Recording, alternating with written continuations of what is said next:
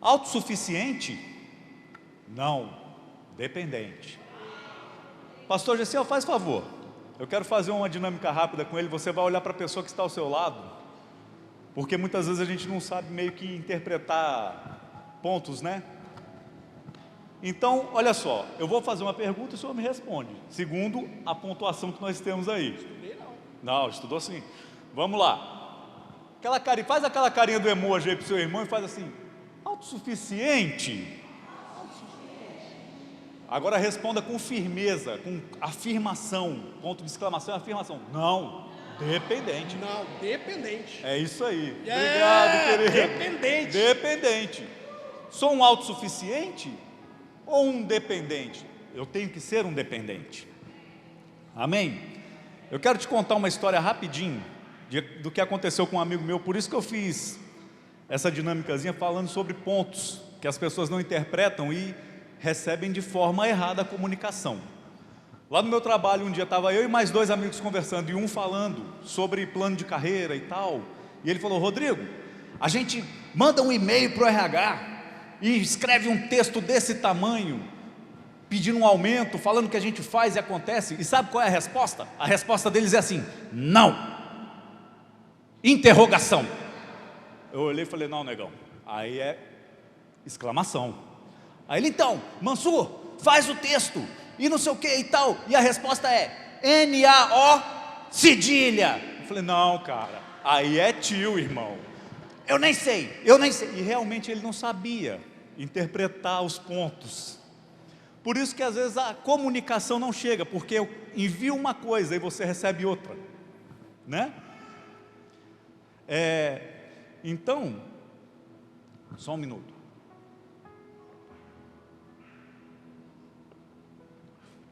Por isso que eu coloquei assim, uma dúvida: autossuficiente?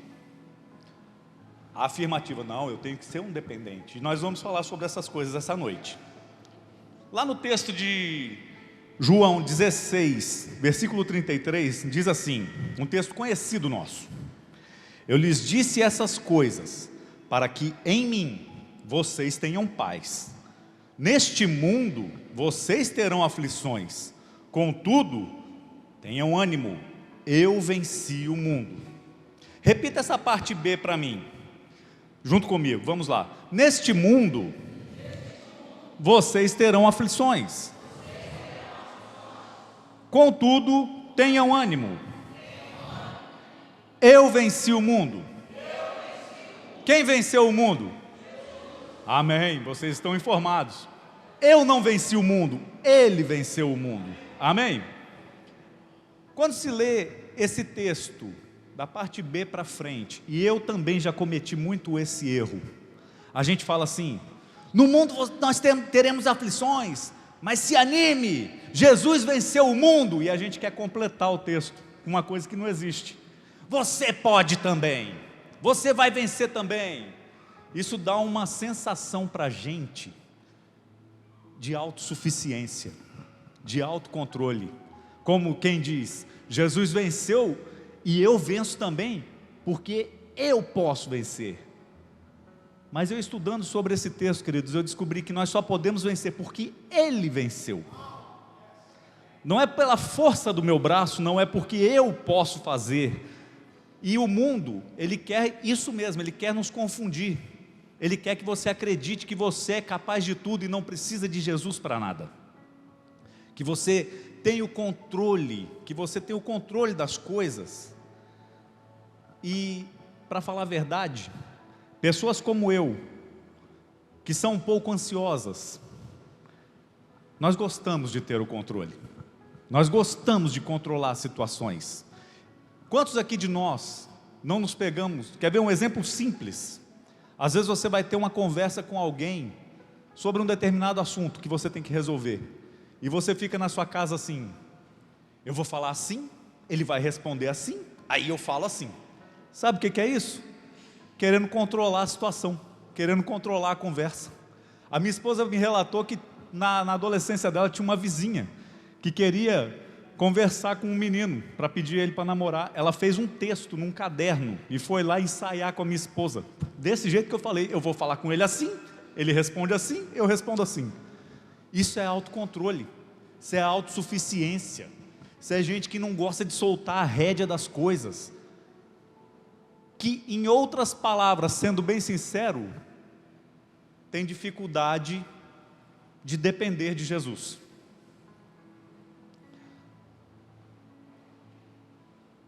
Por outro lado, em contrapartida, a dependência geralmente nos traz uma conotação ruim das coisas, já reparou?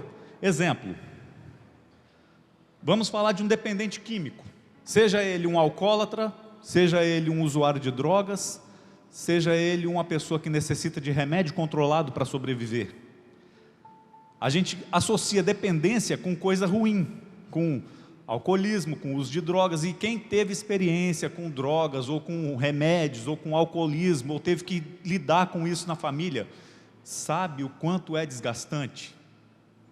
Por outro lado, existe também a dependência psicológica. Pessoas que, por exemplo, por uma deficiência psicológica, vamos colocar um nome, uma pessoa que tem síndrome de Down, uma pessoa que é autista num nível muito alto, que depende de cuidados, um deficiente físico, seja ele cadeirante, seja ele tetraplégico, seja ele cego, seja ele surdo, que tem uma dependência e precisa de alguém para cuidar, isso também gera um desgaste. Ou talvez alguém como eu e alguns aqui já devem ter passado, pessoas no fim da vida, que ficaram inválidas, que ficaram acamadas e durante um tempo precisaram ser cuidadas. Então a gente sempre conota dependência com coisa ruim, mas não é bem assim, não é assim. Nessa noite, eu quero te encorajar a largar o controle desse negócio aí, a largar a rédea da sua vida, na mão de quem pode, e seja um dependente do Senhor Jesus. Que nós possamos entender que nós precisamos ser dependentes de Jesus.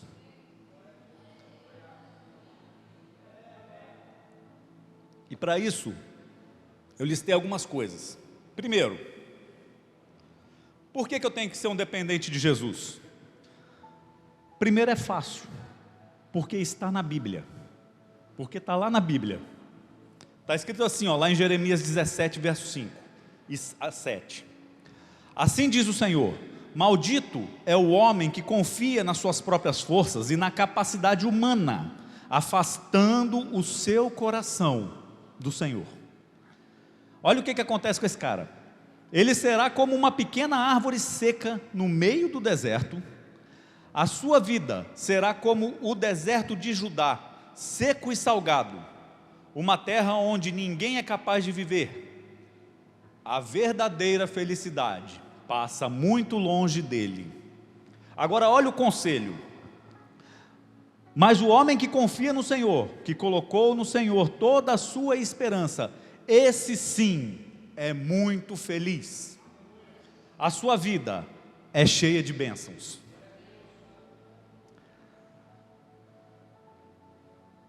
A princípio, falando desse primeiro tópico, porque está na Bíblia que nós temos que entregar as nossas vidas a Jesus, a gente tem que largar o controle, sabe por quê? Quanto mais a gente acha que controla, menos a gente sabe. Nós tivemos exemplos recentes aí. Há 2 anos atrás nós entramos em uma pandemia. Você se lembra de 2 anos atrás como nós estávamos? Principalmente os autossuficientes e controladores. As pessoas não tinham mais controle de nada. Eles nos mandaram ficar trancado dentro de casa e a gente ficou. Enfiaram um monte de máscara na nossa cara e a gente usa até hoje. Gente morrendo, queridos, gente morrendo. E você que talvez conheça alguém, ou teve um ente que perdeu por causa da Covid, né? Você passou mais de perto do que eu. E a gente morria de medo sabe de quê? De morrer mesmo. Eu sempre bati no peito e falei, eu não tenho medo de morrer. Até a Covid chegar, porque eu descobri que eu tinha medo de morrer. Sabe? A pessoa dava um espirro do seu lado, você já ficava desesperado. Você passava um pano na estante, caiu um pó no seu nariz, você já ia para o hospital fazer PCR, aquela coisa toda. E nós perdemos o controle da situação. Mas no entanto, nós ainda estamos aqui. e nós ainda continuamos de pé. Os que confiam no Senhor renovarão as suas forças, andarão e não se fatigarão, ou correrão e não se fatigarão, mas serão como as águias.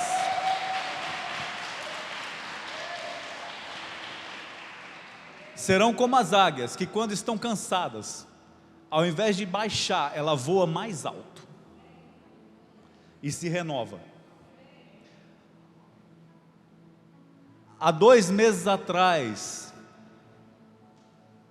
estava todo mundo confiante que a gente ia ganhar essa eleição, e não ganhamos, e ficamos frustrados, e tem um monte de gente lutando pelo Brasil ainda, mas os que permanecerão de pé, são aqueles que não confiam nem em Lula e nem em Bolsonaro,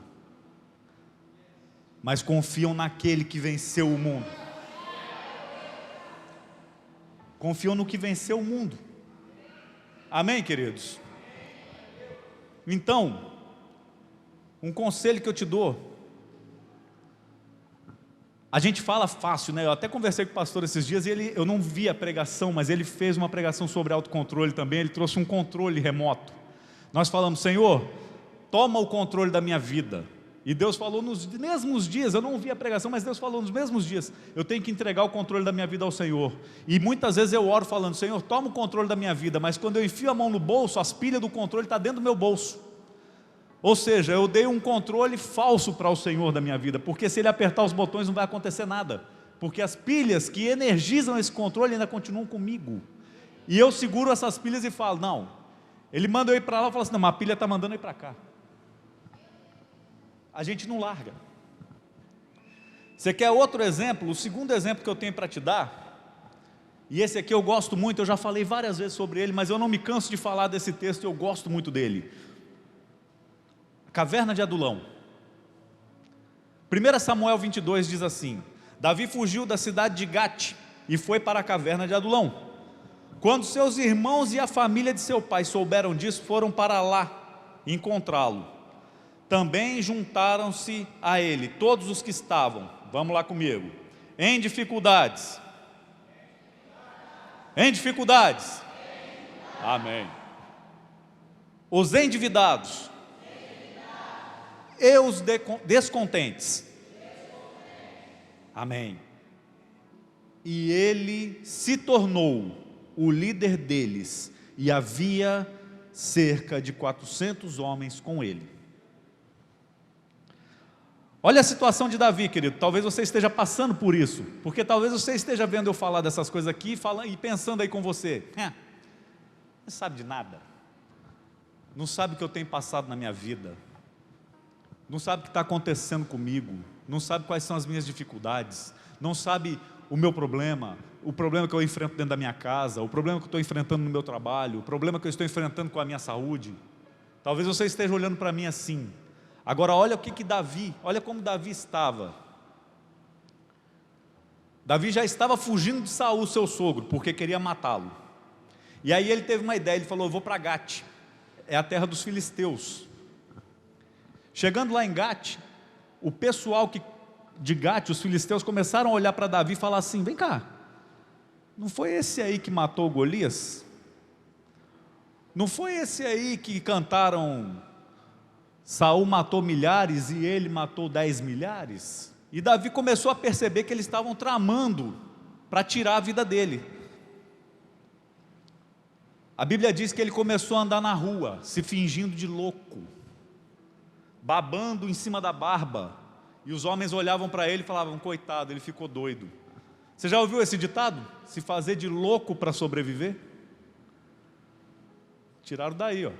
Davi se fazendo de louco no meio dos filisteus para sobreviver, ao ponto de quando falaram isso para o rei falou: tá, e vocês vão trazer esse doido aqui, ele vai fazer o que comigo? Deixa ele morrer na loucura dele. Mas ele estava se fazendo de louco para sobreviver. Até que ele chegou a Adulão, pensando que ia descansar, e o que já estava ruim, conseguiu ficar pior, porque a ele se juntaram cerca de 400 que estavam piores do que ele. E eu vou te falar quem são esses. Sabe quem são esses? É que dentro da tua luta aí, são os mesmos que olham para você às vezes e falam assim: ué, mas você não é crente? Ué, mas você não é pastor? Você está passando por tudo isso? Você não é do ministério de louvor? Não é você que ajoelha todo dia e ora? Cadê o teu Deus? Eram esses. Você lembra que aqui no meio desse povo aqui que encontrou com ele estava a família dele? Foram os primeiros a fazer isso com ele, quando ele foi ser ungido rei. Você se lembra que nem se lembraram dele? Ele estava lá no pasto e o pai dele fazendo passar um por um, né, dos filhos. Até que Samuel falou assim: vem cá, não tem mais nenhum não, porque não é possível que Deus errou. Aí o pai: não, tem um menino. Então ninguém senta para comer enquanto esse menino não chegar. Mas na hora que o calo apertou, sabe quem é que eles foram procurar? O Davizinho. As mesmas pessoas que olham para você e te fazem essas indagações são as mesmas que vêm até você quando o problema vira para o lado deles. Sabe por quê? Porque eles olham para você e falam assim: essa pessoa está a ponto de ficar louco, mas ele só fala de esperança. Essa pessoa está a ponto de morrer, mas ele não para de falar de um Deus vivo. Você e eu somos as únicas referências de um Deus vivo que as pessoas do mundo têm, que os nossos acusadores têm, quando eles estão bem e nós estamos mal. Mas quando o negócio fica mal para eles, somos nós a referência que eles vêm procurar. É eu e você que eles vêm procurar. Eu vou te explicar mais ou menos o que era essa galera que estava atrás de Davi. Pessoas em dificuldades. E eu fui ver um estudo. As pessoas em dificuldades geralmente eram os que estavam fugindo da pena de morte, ou de ameaças de morte, ou de um risco de morte. Quantos aqui já não sofreram ameaça de morte? Eu posso estar falando para pessoas hoje que sofreram ameaça de morte, ou que passaram por situações de morte. Em 2017 eu bati meu carro. O carro que eu bati, o carro saiu capotando na minha frente. Sabe qual foi o primeiro pensamento que eu tive? Matei o cara. E o segundo: vou morrer. Graças a Deus nem ele nem eu. Há um ano atrás eu estava fazendo um trabalho na minha empresa, com uma prensa, empurrando uma peça, 10 toneladas, e eu que estava operando, era um macaco, né? Um macaco hidráulico, é muita força, gente. E eu operando o negócio, e a peça aqui na minha frente, assim, na frente do meu rosto. E eu estou lá, macaqueando aquilo, 10 toneladas empurrando. De repente escapou um negócio dentro da peça que eu estava empurrando. A peça só foi dentro, internamente, deu um estalo. Bah! Eu só me lembro de ter fechado o olho. E o pensamento que veio na minha mente, para abrir o olho, eu falei: eu vou abrir o olho para saber se eu estou nesse plano ainda, ou se eu já fui para um outro. Porque se aquilo acerta o meu rosto, no mínimo ia arrancar minha cabeça. E graças a Deus a peça ficou intacta, só foi o estalo. Então nós já passamos ameaças de morte, ou por risco de morte. As pessoas em dificuldades que estavam atrás de Davi, tinha um monte de gente querendo pegar eles também. O segundo eram os entristecidos. Sabe quem são os entristecidos? Eram os escravos, pessoas que tinham perdido ou fugido da escravidão, ou sido expulsos dos seus lugares onde eles serviam. E sabe o que um escravo tem? Ele não tem nada. Ele só tem a vida dele, ele não tem onde dormir, ele não tem onde comer, ele não tem onde trabalhar, ele não pode fazer nada. Ele não tem nada. E os entristecidos eram essas pessoas que estavam com a alma ferida, porque eles tinham perdido tudo, embora tudo que eles tivessem um pouco antes era nada. E o último grupo, para mim, é o pior: descontentes. Sabe por quê? O descontente é aquele que, apesar de ter tudo, nada está bom. É o pessimista, é a pessoa que tem um olho negativo, é aquele que reclama se está chovendo, que reclama se está fazendo sol, que reclama se o carro é novo, que reclama se o carro é velho, que reclama, acaba de entrar numa empresa e reclama da empresa logo no momento que entra. É aquele que reclama da esposa, é aquele que reclama dos filhos, E era essa galera aí que estava atrás de Davi. E Davi fugindo de Saul e dos filisteus agora também. Alguns historiadores dizem que nessa caverna foram escritos 2 salmos. E esses 2 salmos, provavelmente, eles não têm a certeza. Salmo 57 e Salmo 142. Eles falam, sabe de quê? O Senhor é refúgio. O Senhor é o meu esconderijo. O Senhor é quem me guarda. O Senhor é quem controla. É só porque Davi tinha a vida entregue na mão do Senhor que ele suportava tudo isso.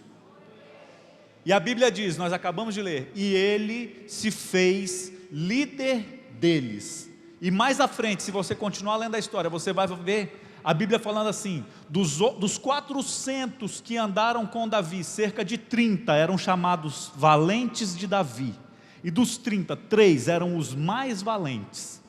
Sabe quem virou aqueles homens? Os homens que uma hora estavam correndo risco de morte, que não tinham nada, ou que só sabiam reclamar, começaram a virar generais, sargentos, começaram a virar a guarda do rei. Foi dali daquela caverna que saiu todo o exército de Davi, ganhando um monte de batalha. Por quê? Porque aquele que se fez líder deles, tinha entregue a vida desde muito antes, nas mãos de quem venceu o mundo. Amém? Aleluia. Aplauda ele mesmo.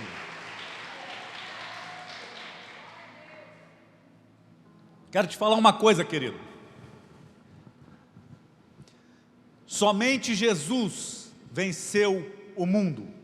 Nenhum outro homem. Adão foi enviado para vencer o mundo. Deus entregou a Adão todo o domínio. Sabe o que é todo o domínio? Manda em tudo. E Adão não conseguiu. Eu imagino, quando eu leio Gênesis, eu imagino Adão muito parecido com o Senhor. Os cientistas, os psicólogos, eles falam que o homem hoje não usa 10% da sua capacidade total de intelecto e física. Eu imagino que Adão usava, porque não havia o pecado ainda.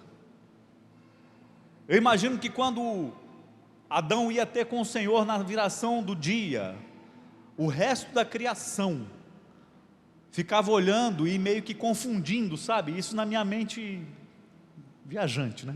Porque eu sei que não tem como confundir o Senhor, mas o que eu quero dizer é que eles eram tão parecidos, que talvez o resto da criação olhava e falava assim: é o Senhor? É Adão? Quem é? Porque Adão foi feito para dominar, mas ele não conseguiu. Depois de Adão vieram vários sacerdotes, vários profetas, vários reis, e ninguém conseguiu. Até que o Senhor envia Jesus. E agora nós, em terceiro ponto, nós vamos voltar lá para o texto que nós começamos.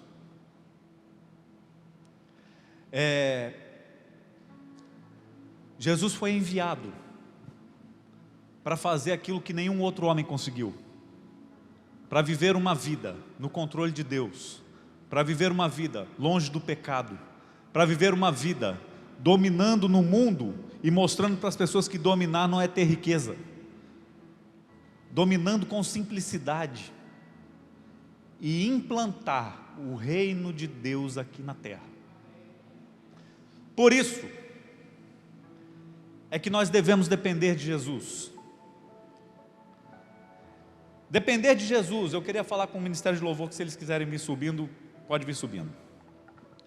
Depender de Jesus é saber que viver ao meu modo de vida, de autocontrole, de querer fazer as coisas do meu jeito, de fazer o que eu acho que é melhor para mim, é estar fadado ao fracasso. É fracassar, não querer depender de Jesus. Depender de Jesus é saber que Ele voltou ao Pai, não porque nos abandonou, mas porque ele veio cumprir uma missão, e cumpriu, e o lugar dele não era aqui no nosso meio, ele só veio para fazer o que tinha que fazer, fez, porque o lugar dele é a destra do Deus Todo-Poderoso. Quando Jesus falou essas palavras aos discípulos que nós lemos, ele falou assim: eu tenho falado isso para vocês, para que vocês tenham paz, porque no mundo vocês terão aflição, mas se anima, eu venci o mundo. Sabe do que Jesus estava falando um pouco antes? Se você for ler o texto, Jesus estava falando, sabe o que? Era sobre essas coisas que eu estou falando. Ele estava se despedindo dos discípulos e falando: gente, eu não estou abandonando vocês, o meu lugar não é aqui, eu vim para cumprir uma missão e já cumpri, eu preciso voltar, mas se eu não for, o outro que virá para ficar com vocês até o último dia, não vai poder vir. É por isso que eu preciso ir, porque eu tenho um presente para entregar para vocês, o Paracaléu, o Paracleto, aquele que foi chamado para estar ao lado, aquele que me aconselha dia e noite, aquele que habita dentro de mim, só pode vir, o Espírito Santo só pode vir, porque Jesus voltou ao Pai, e Ele queria nos dar esse presente.